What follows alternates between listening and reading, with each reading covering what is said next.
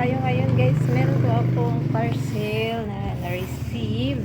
So, unboxing po natin. Unboxing po tayo ngayon guys.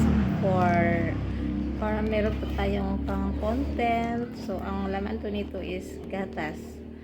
So, titingnan natin kung gatas ba talaga. Kung ilang piraso. 3 piraso po ang na-order ko. Wait.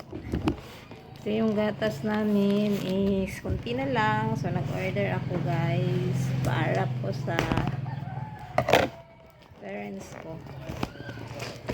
Para sa mga matanda.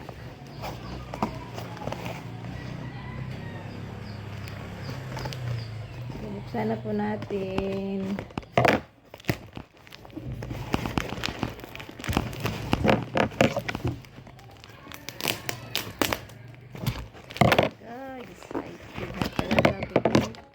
Makita ang ating parcel.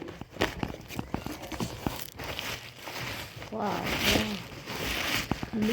Ayan. Tama po ang pinadala ni seller. Kailangan pati isa,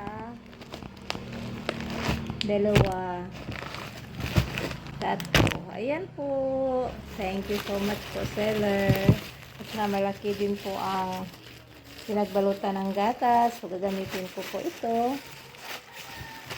Marami po akong mga ganito guys. Kasi lagi po ako nag-order. So, thank you so much po. Bye bye.